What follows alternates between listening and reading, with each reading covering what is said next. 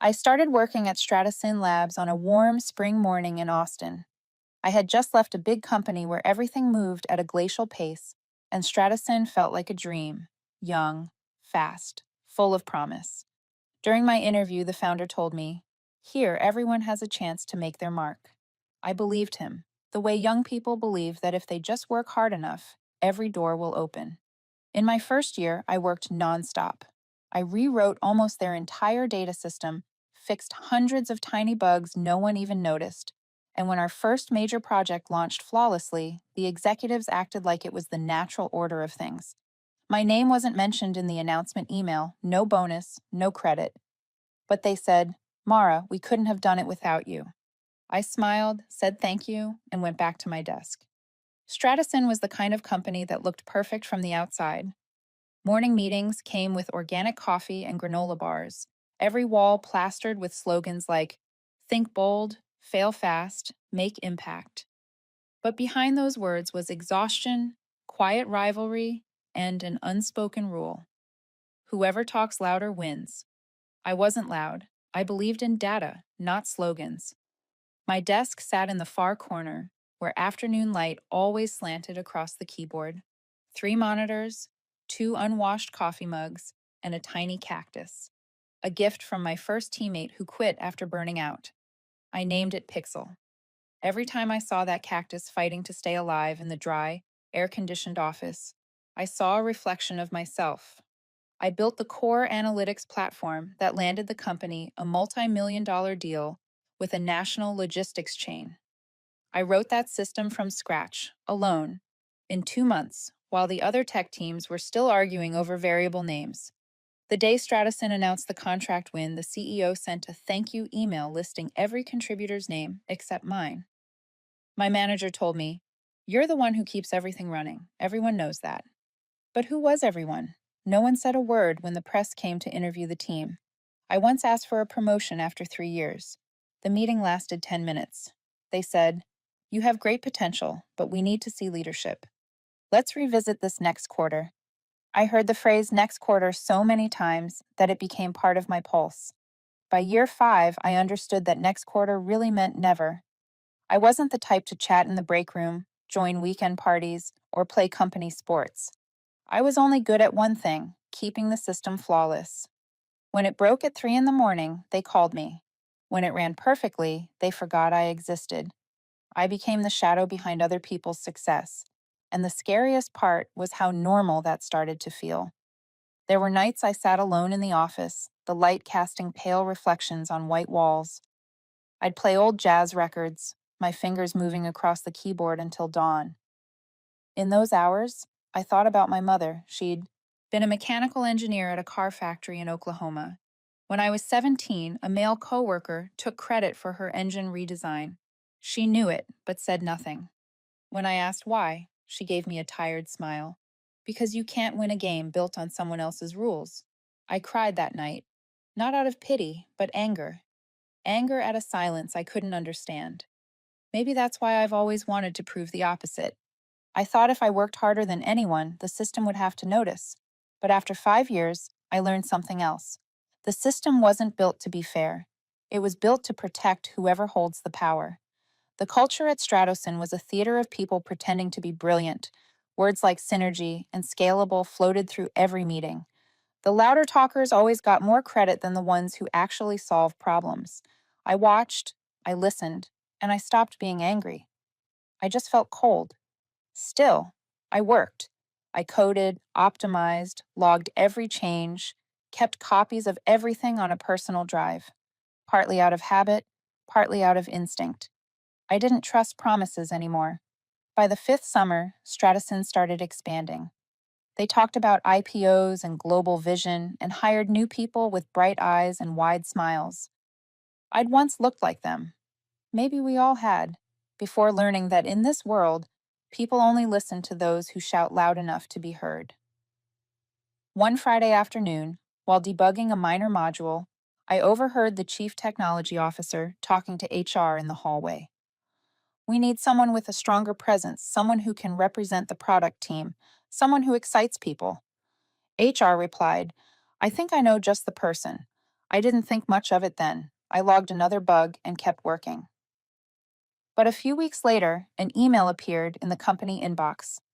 Welcome our new product director, Ethan Cade. I stared at the glowing screen as the office dimmed around me.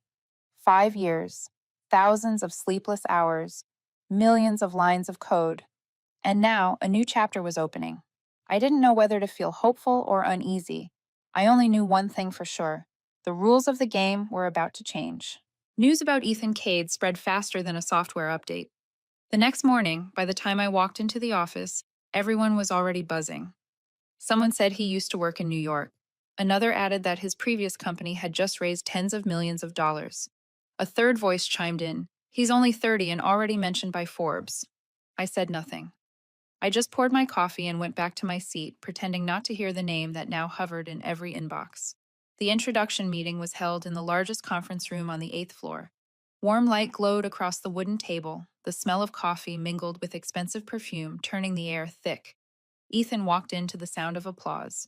He was tall, blonde, with the easy smile of someone who knows the world always welcomes him. His suit fit perfectly, his voice carried the rhythm of a performer. He began with a line that drew every head toward him. I'm not here to manage.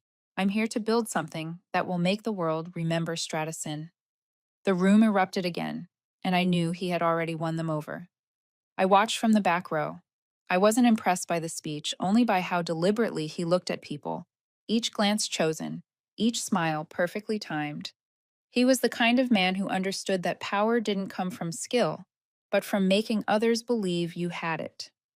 In his first week, Ethan walked around the teams, saying he wanted to understand the company's culture. He stopped by my desk, leaned casually on my chair, and smiled. Mara, right? I heard you're the one who kept our systems alive during the crisis. I nodded, about to respond, when he added, That's amazing. I want to learn from you. People like you are the reason this company still stands.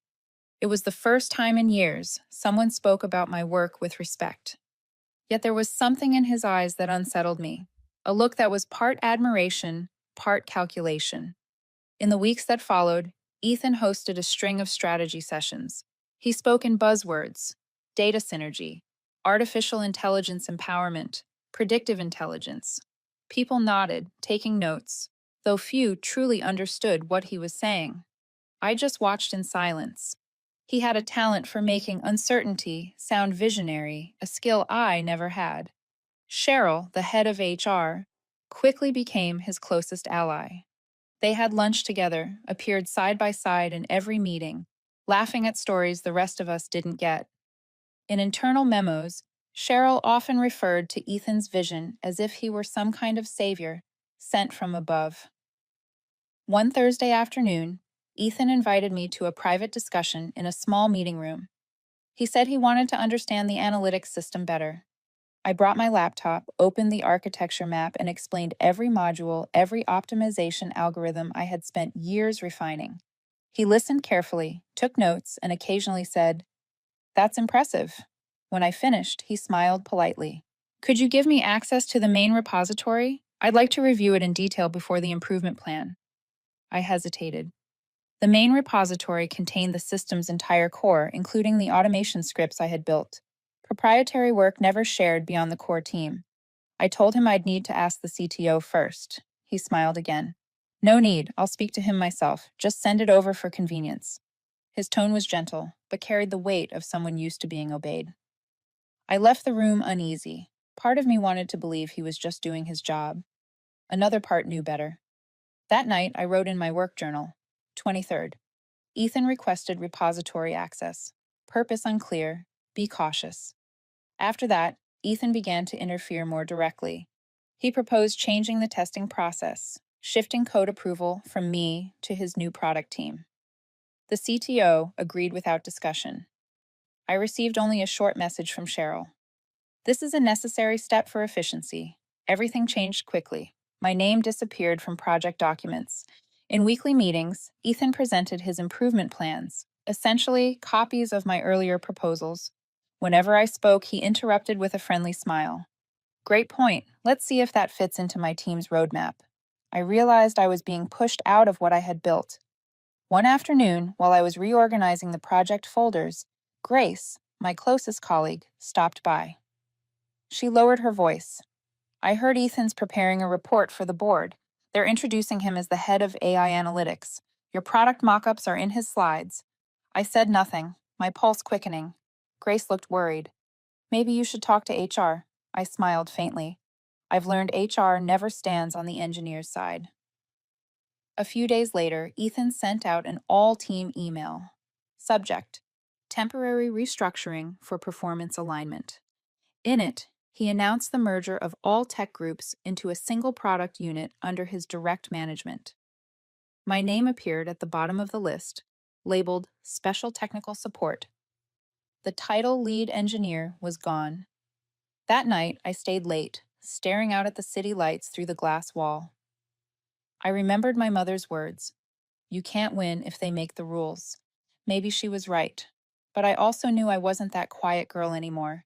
I started saving everything: emails, commit logs, discussion files, screenshots. I didn't yet know what I would do, only that instinct told me to prepare. The next morning, Ethan passed by my desk, stopped, and said softly, We're going to build something amazing, Mara. Thank you for trusting me. He spoke like a man confident that I had no other choice. I looked at him, nodded once, and turned back to my screen. Inside, I could feel a storm gathering, and this time I had no intention of running. Monday morning, I turned on my computer earlier than usual. My routine was to check the system logs before the rest of the team woke up. But that day, an error appeared on the screen.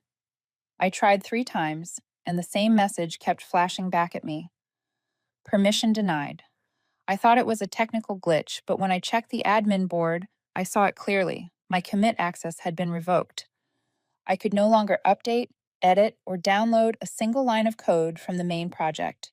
A cold wave ran down my spine. For the first time in 5 years, I was locked out of the thing I had built.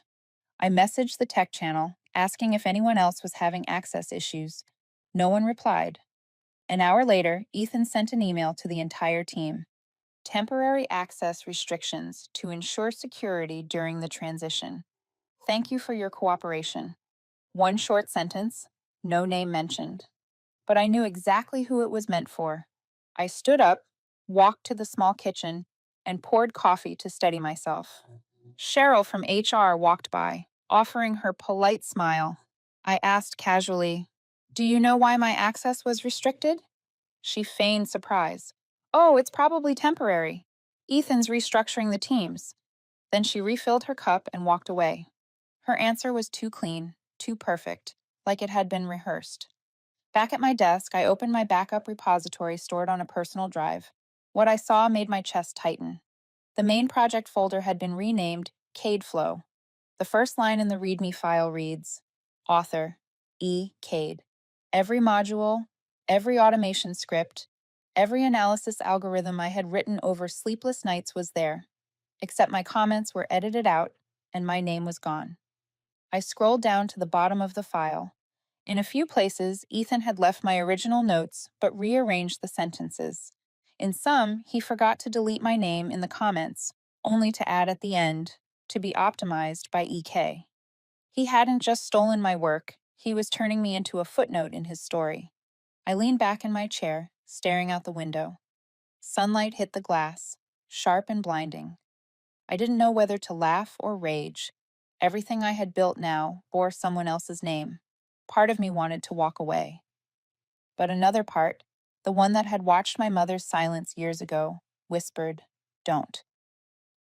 That night, I stayed late. The office was empty, the only light coming from the server rack's faint blue glow.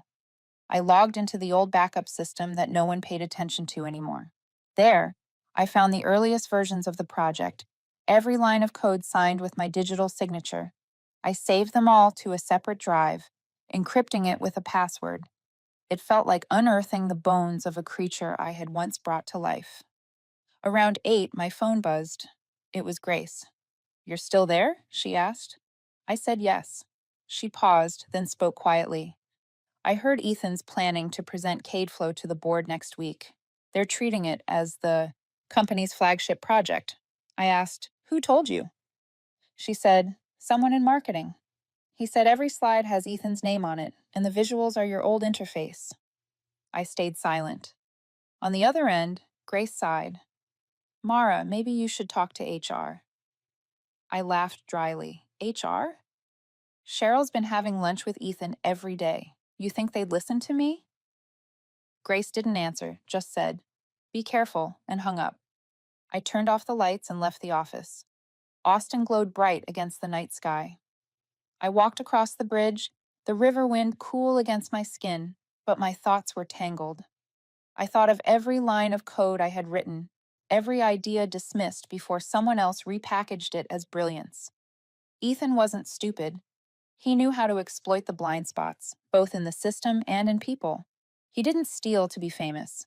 He did it to prove power, and power, in this world, mattered more than truth.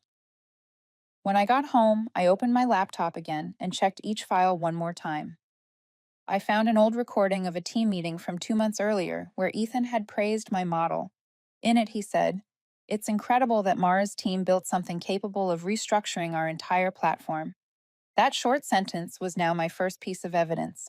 I saved it and renamed the file proof_01. I sat for a while, then opened my worn leather notebook. I wrote, April 7th. Ethan renamed the system to CadeFlow. HR pretends not to know. Grace warned me. My access has been revoked. I've backed up everything. When I closed the notebook, my hands no longer shook.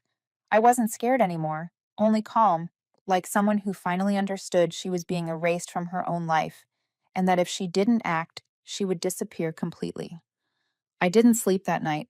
I brewed coffee, played an old jazz record, and started combing through every document, every email, every design file. I copied everything to an encrypted drive, then added one final line to my journal. If they want to erase me from history, I'll rewrite history myself. The next morning, when I arrived at the office, every monitor in the tech department had a new wallpaper. A glowing logo, bold letters beneath it, CadeFlow, powering the future. I stared at it for a long time. Someone's voice came softly from behind me. "Looks nice, doesn't it?" I turned around. It was Ethan. He smiled, eyes gleaming. "We're entering a new era, Mara. Thanks for the solid foundation." I smiled back, my tone steady and cold. "Don't mention it. Just remember who laid the first stone." He nodded, not realizing it wasn't a compliment. When he walked away, I looked back at the screen. The words "powering the future" flickered in the glow, and in that moment I understood I had become a ghost inside my own creation. But ghosts don't die. They wait for the right moment to return. The morning the CadeFlow logo appeared on every screen in the office, I knew exactly what was happening. No one said a word, but I understood. I had been erased from Stratasyn's history. People started calling it Ethan's platform, Ethan's new vision. No one mentioned the person who built it. I still sat at the same desk, but every day felt like walking into a house that no longer belonged to me. The air around me shifted. When I entered a meeting room, conversation stopped. On Slack, I was removed from two main project channels, the same ones I had created. When I asked, the team lead said, "Ethan wants to streamline the process." I knew what that really meant. You're no longer trusted. Ethan was everywhere. He held constant meetings, sent motivational emails each morning, and spoke about his new leadership mindset. In team presentations, he introduced CadeFlow version 2.0 with bright slides full of lines of code I recognized as my own. His LinkedIn post about it spread across the company, featuring the interface I had designed. The comments overflowed with praise. No one mentioned me. Cheryl from HR was now practically his shadow. They appeared together at every internal event. One morning, she stopped by my desk, smiling sweetly. "Ethan really values you, Mara. He said you're a positive influence on the team." I replied calmly, "Maybe my influence is just keeping the system running." She laughed, but her eyes didn't. 2 days later, I received an email. Short meeting with HR, 10 in the morning. Inside were Cheryl and Ethan, sitting side by side. Cheryl opened her laptop, voice even. "Mara, we've noticed some recent calendar entries that need clarification." She turned the screen toward me. It showed my private notes. Consult IP scope, private review, system integrity notes. I said nothing. We just want to make sure there's no conflict of interest, she continued. Ethan leaned back, a faint smile playing on his lips. I asked, "Who gave HR access to my personal calendar?" Cheryl answered smoothly. "We're just reviewing internal activity to ensure compliance." I knew then. They weren't reviewing anything. They were building a narrative. The meeting lasted 15 minutes. As I walked out, Ethan spoke behind me. "We all want transparency, right?" His tone sounded polite, but the message was clear, a warning. That afternoon, I had lunch with Grace, the only person still talking to me. She glanced around, then whispered, "HR's investigating you. Cheryl told someone she suspects you've shared internal data." I gave a dry laugh.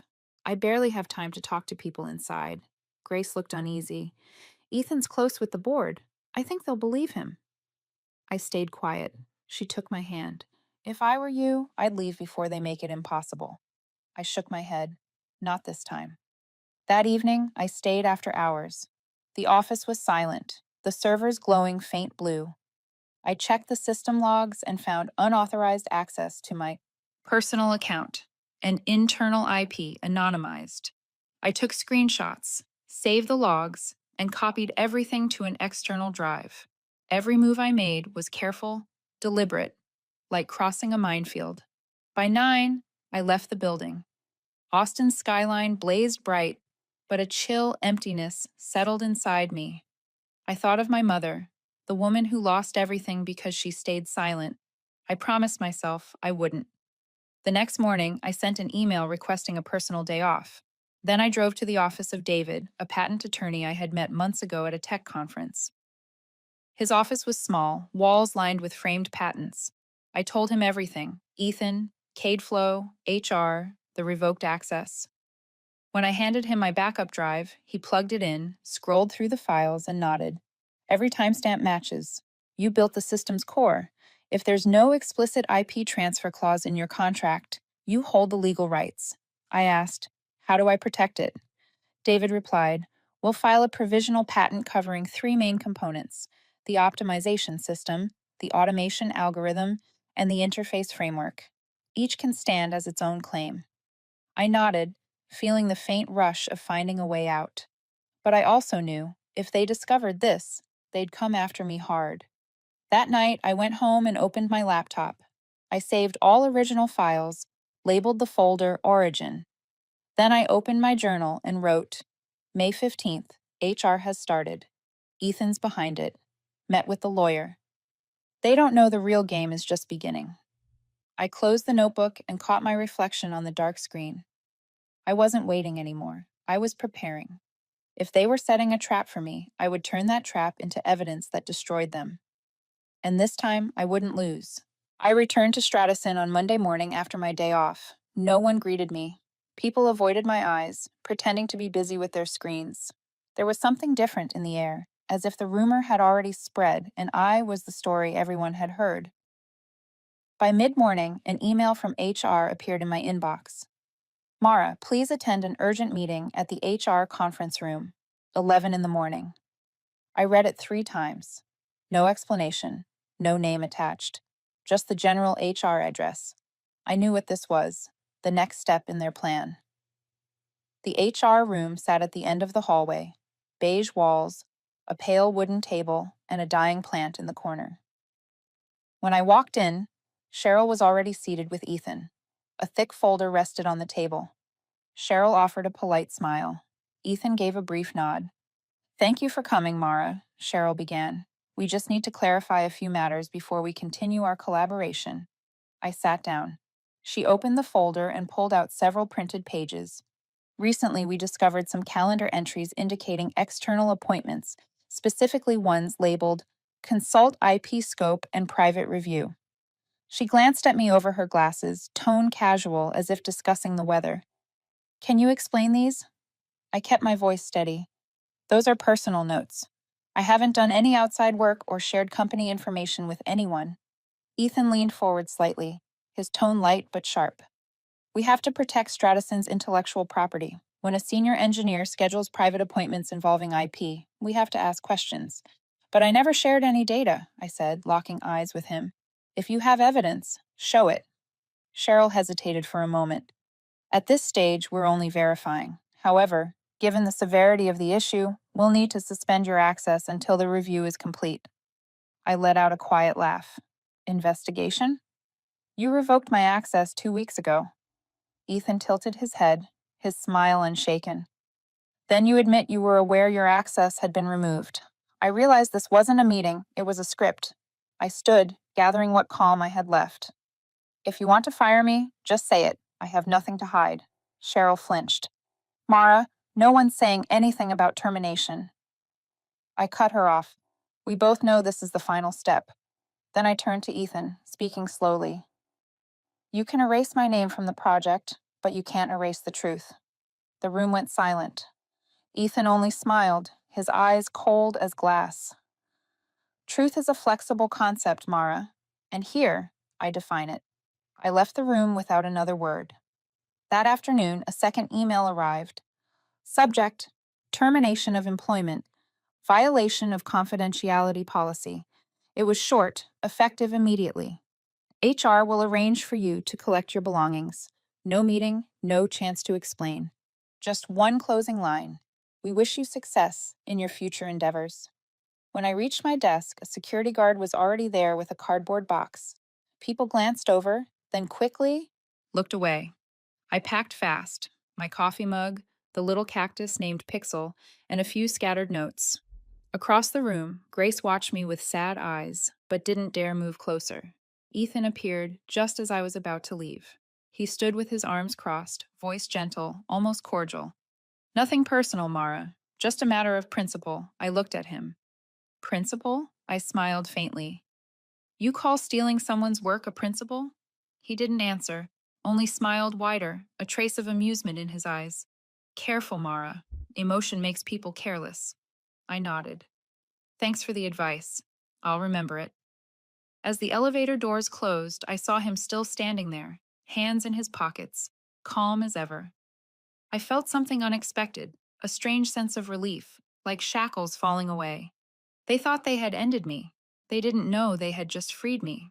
At home, I set the box down and sat in silence. Sunset light spilled through the window, casting Pixel's shadow across the wall. Half the stem was dry, but a small green sprout had emerged. I touched it gently and smiled. We're not dead yet, are we? I opened my laptop. In my inbox was an email from David. Confirmation. Provisional patent applications for all 3 systems have been filed. Protection effective today. Below were 3 registration numbers. I stared at the screen for a long time, just one sentence, but it made my whole body tremble. I thought of the nameless years, the sleepless nights, the invisible labor. Now all of it had a name, mine. I opened my leather notebook and wrote, May 20th, fired for betrayal. They don't realize they just gave me freedom. That night, I cleared my desk at home, aligning 3 monitors in a row. I opened every original file, every system diagram. Everything was there, intact, time-stamped, proof of ownership. I sent David a compressed copy and wrote one line, "What's next?" His reply came minutes later. Prepare. Outside, light rain began to fall. I took a sip of coffee, watching the city shimmer through the glass. I thought of Ethan, of Cheryl, of the way they smiled as they signed my termination notice. I didn't feel anger, only a deep, steady calm, the kind that comes before a storm. I whispered to myself, tomorrow we start again. But not as an employee, as an owner. 3 days after I was fired, I still woke up at 6 in the morning. No Slack notifications, no emails from management, just the sound of coffee dripping in a quiet kitchen.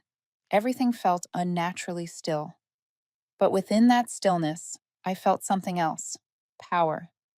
On my first morning away from Stratosyn, I reviewed every system log, every backup file, every note in my worn notebook.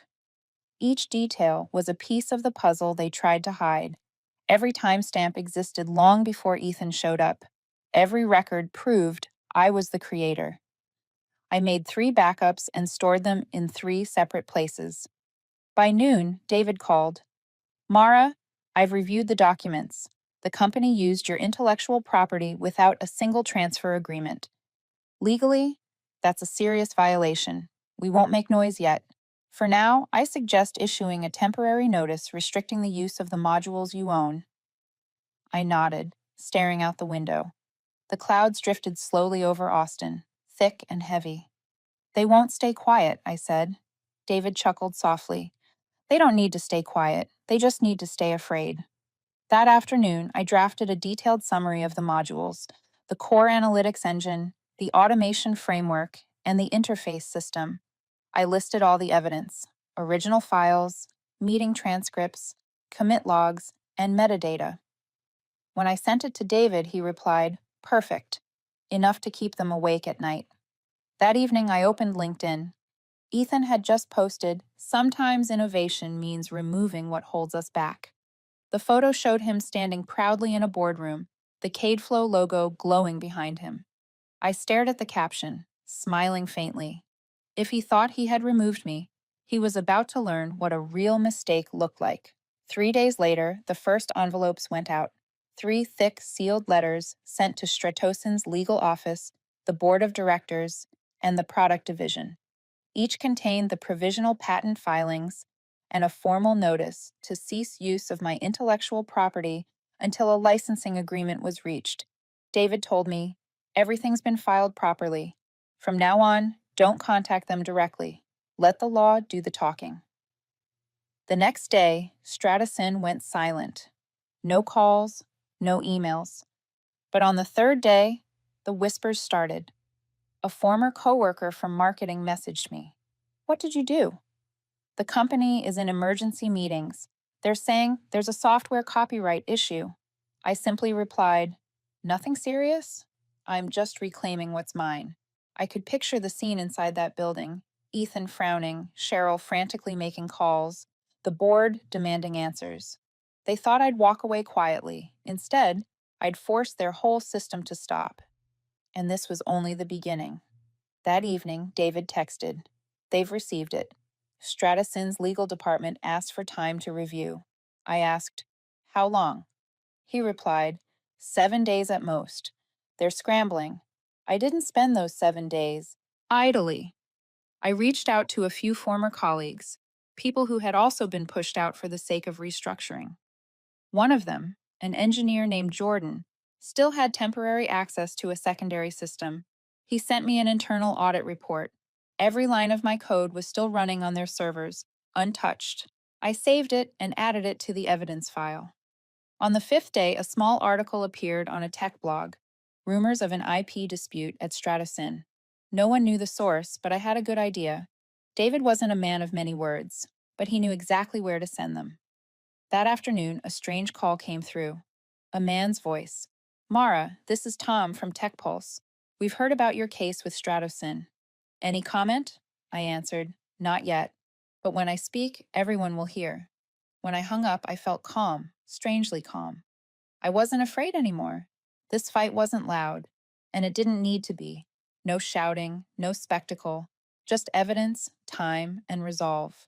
They had money and media. I had something they couldn't fabricate: the truth. On the 7th day, David's email arrived.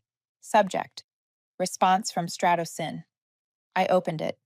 They denied all wrongdoing but admitted that certain portions of the current product might overlap with development materials from a former employee. They proposed a private discussion to reach an amicable resolution. I smiled. Private discussion meant they were starting to panic. David asked, "Do you want to meet with them?" I said, "Yes, but this time I'll be the one sitting on the other side of the table." That night, I added a new entry to my journal. May 27th. The quiet war has begun. They're fighting for their reputation. I'm fighting for my name. I closed the notebook and looked out the window. The rain had stopped. The moonlight reflected off the glass, soft and cold. I knew this was only the first phase. They still believed they could negotiate, bury the truth before it spread. But they didn't understand. I didn't want revenge. I wanted recognition. I wanted them to see me, to remember I existed, and to know they couldn't erase that. This fight was no longer between me and Ethan. It was between the creator and the system that tries to consume creation. And this time, I'd make sure they learned the lesson they always forget. Never underestimate the quiet ones. 3 days after Stratison sent its legal response, the tech world began to stir. Small blog posts about an internal intellectual property dispute started popping up across the web. At first, it was just fragments of speculation, but like all good rumors, it spread fast. One morning, when I opened my laptop, TechPulse's article was front and center. Stratosyn accused of stealing code from former employee. Below the headline was Ethan's photo from a conference, his confident smile now looking almost comically fake. The article didn't mention my name, but everyone in the industry knew. David called moments later. Mara, this is when they'll strike back. They won't stay silent. I asked, what do you think they'll do? He replied, media spin, maybe even character attacks. Be ready. He was right. Within 48 hours, Stratosyn released an official press statement denying all allegations and implying that a disgruntled former employee was spreading misinformation for personal gain. No names, but the message was crystal clear. I read it 3 times, then laughed. Personal gain? I whispered. They think I wanted fame? That evening, my phone wouldn't stop buzzing. Messages from former colleagues, reporters, even strangers. Some offered support, most were skeptical. Mara, are you really suing them? Did you actually write that code? Ethan said he just refined your system. I read every message without replying. I knew it wasn't the time to speak yet. The next morning, David sent me a draft of our public statement, short, firm, and clinical. Our client is the rightful owner of the source code and algorithms used in CadeFlow. We hold verifiable technical evidence and valid provisional patent filings. We advise Stratosyn to cease usage or face legal consequences. I added only one line at the end. We don't need to win in the media. We only need to win in the truth. 3 days later, our response went public. Social media exploded. Under Stratosyn's official post, comments poured in by the hundreds. If they're innocent, why not show the code? I've heard about this. Pretty sure she's the real author. The tide began to turn. Ethan tried to control the damage by appearing on a major tech podcast. His voice was calm, composed. Our company has always valued collective innovation. Every project is a team effort, not the work of one individual. The host asked, can you confirm your current system contains no code from former employees? Ethan paused, then smiled. I think people who leave often have selective memories. I listened to the interview in my apartment, not angry, just quietly amused. He was digging his own grave, one word at a time. I sent the recording to David. Perfect, he said. The man who over-explains is the one who's scared. 3 days later, David forwarded a message from the patent office. All 3 of your filings have been accepted and are moving into final review. My heart raced. I hadn't won yet, but I was closer than ever. That night, I met Jordan at a quiet bar. He brought a small USB drive. I can't hold on to this anymore, he whispered. The system still has the old commit logs. Every one of your commits is stamped with your signature. They didn't erase them in time. I gripped his hand. Thank you. This is the last piece I needed. At home, I plugged it in and opened the files. Hundreds of log entries, each one proof. My name appeared again and again, undeniable. I saved everything in a folder labeled proof, made 2 backups, sent one to David, and stored another offline. The next day, Stratosyn struck back, this time dirtier. An anonymous post spread on tech forums accusing me of stealing ideas and company data before leaving. It was detailed, manipulative, written to sound credible, citing internal sources. I exhaled slowly. They were getting desperate. David called. No emotional responses, Mara. Let them trip over their own lies. I agreed, but inside I knew exactly what to do next. 3 days later, I sent David the new logs and the podcast recording. It took him less than 24 hours to assemble the counterfile. Our second statement went out. Technical evidence confirms that CadeFlow's architecture was developed from the original code authored by Mara Jensen, now protected under a provisional patent. Any contrary claims are false. The story ignited like wildfire. Major outlets began covering it. Whistleblower or visionary? The woman behind CadeFlow. They used the same story Ethan tried to bury to make me the symbol he feared. Ethan vanished from social media for 2 days. When he finally returned, his post was short and strained. I believe in due process and fairness. But everyone knew, when a man has to remind the world of fairness, it means he's already lost control. That evening, David called again. The Stratison board has requested a private meeting with you. Ethan won't be present. I paused for a moment, then said, Good. It's time they learned how to listen. I closed my notebook and wrote the final line of the day. June 4th. The counterattack has begun. They tried to bury me in noise, but I have something louder. Truth, written in time. I looked out the window. The summer wind drifted in, warm and steady. I felt no anger, only calm. The storm was nearing its end, and this time I would be the one to write the final line. The meeting with the board took place on a Thursday morning. I arrived 15 minutes early, carrying a small bag with copies of every document. The conference room sat on the top floor of Stratison Tower, the same floor I used to see only through the elevator glass. Now I was walking in not as an employee, but as the person they had to face. There were 6 board members. 3 of them I had met before, back when they still called me the logistics engineer. Today their eyes were different, cautious, cold, with a trace of unease. At the head of the table sat Chairwoman Whitmore. She was the first to speak. Thank you for coming, Ms. Jensen. We wanted to hear directly from you before making a decision. I set my bag down, opened my laptop, and connected it to the large screen. The files appeared one by one, lines of code, commit logs, timestamps. This is the core of CadeFlow, I said evenly. I wrote it more than 4 years ago. Not a single line here belongs to anyone else. One board member interrupted, but Ethan said he completely restructured the system. I cut in, calm and clear. If he truly did, then show me. Here's the current metadata, still containing my digital signature. I can prove it in 5 minutes. Silence. I continued. You didn't just use my work. You commercialized it under someone else's name. That's not a technical error. That's fraud. Whitmore studied me for a moment. What do you want, Mara? I drew a slow breath.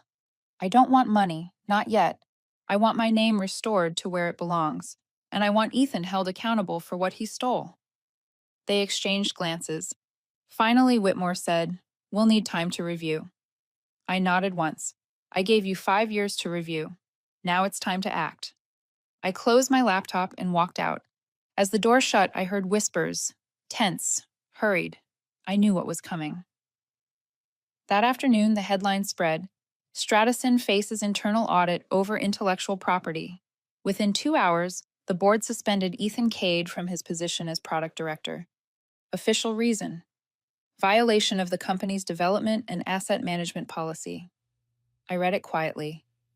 No joy, no triumph, just relief. Partly because the truth had begun to surface, and partly because I knew this wasn't the end. That night, David called. They're in chaos. One of the major investors demanded a full source code review. You're close to winning. I sat on my balcony, looking out over the lights of Austin. It's not me winning, I said softly. It's justice starting to work. 3 days later, an old colleague emailed me. Ethan's access has been revoked. They're combing through the entire codebase, and nearly 40% still traces back to you. HR has been completely replaced. I smiled, then shut the screen. But Stratison wasn't finished. They held an emergency press conference to contain the fallout. The spokesperson said, We're cooperating fully with legal authorities to ensure all rights are respected. When asked about the provisional patents filed by a former employee, they refused to comment. Hours later, The Verge published a detailed analysis comparing CadeFlow's design to my patent filings. Every element matched. They called me the Forgotten Architect. The article went viral. For the first time, the public knew my name. The next morning, my phone lit up. Interviews, offers, investment proposals. But amid all that noise, only one message mattered. An email from David. They're offering a settlement. 7 figures. full author credit, a 5-year licensing deal for continued use of your system. I read it 3 times. 7 figures, enough to change a life. But the line that broke me wasn't about money. It was the last sentence. CadeFlow software will publicly acknowledge its foundation as developed by Mara Jensen. I sat there for a long time, silent. For the first time in years, I felt peace. Not because they paid for what they'd done, but because the truth was finally written down. In ink, not excuses. That evening, I walked through downtown Austin. The Stratison building still glowed bright, but its light no longer intimidated me. I thought of Ethan, maybe deleting accounts, maybe hiring lawyers. I didn't hate him anymore. He just looked small now. A week later, the agreement was signed. I received the settlement. My name was reinstated in the official documents and technical archives. The press called it one of the most significant personal IP recoveries in modern tech history. I gave no interviews. I didn't need to. Everything I had to say was already written in every line of code I ever wrote. Back in my apartment, I opened my laptop and created a new folder. I named it Foundry, the word I'd once scribbled in my notebook during a sleepless night. I began building again, a cleaner, more transparent system, one entirely my own. When the first line of code appeared, I whispered, "No one can erase this name again." In my journal, I wrote, June 10th. They fell. But what I reclaimed wasn't just recognition. It was I. And for the first time in years, I slept well. 3 months after signing the settlement with Stratison, I woke up to an early autumn morning. Pale sunlight slipped through the curtains and brushed across the wooden table where my laptop sat, the same one I'd used for 5 long years, the witness to every rise and fall. Coffee steamed beside it, and in that quiet moment, I realized something simple and profound. I no longer belonged to the past.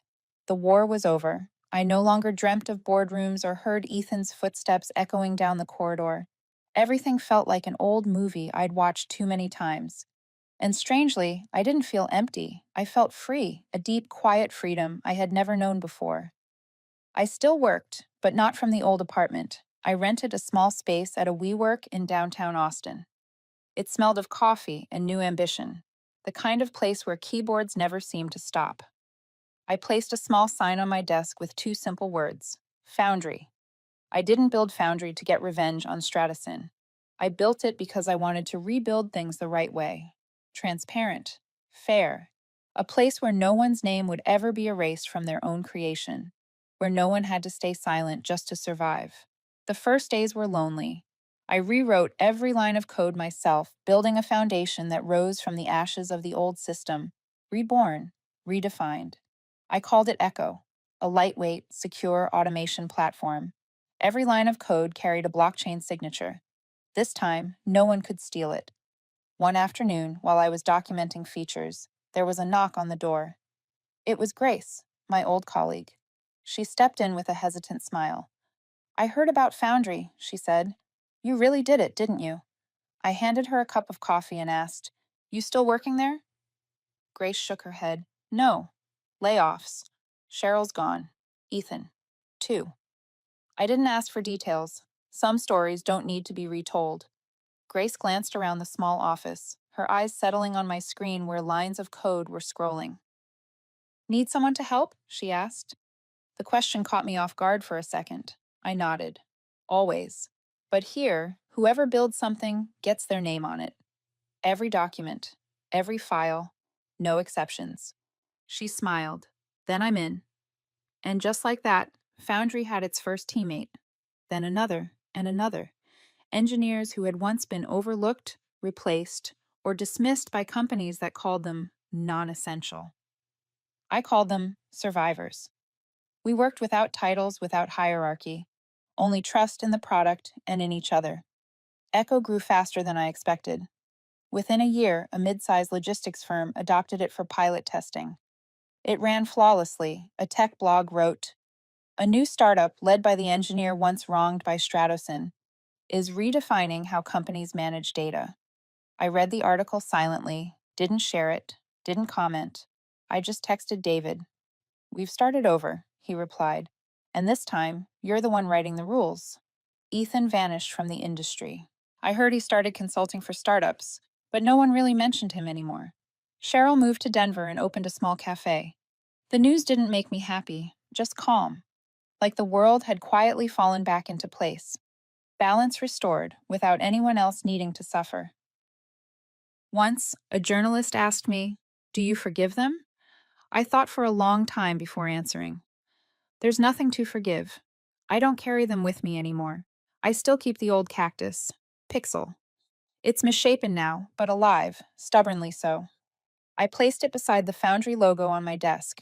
Every morning when I see it, I remember who I used to be, the one left behind, stepped on, but still standing. One October evening, our team gathered by the Colorado River, watching the sunset burn gold across the water. Grace sat next to me. If Stratison called, wanting to partner, would you say yes? She asked. I smiled. Maybe. But not to work for them, to make them work for me. The team laughed. The sound was light, drifting with the breeze. For the first time in a long time, I wasn't living on defense.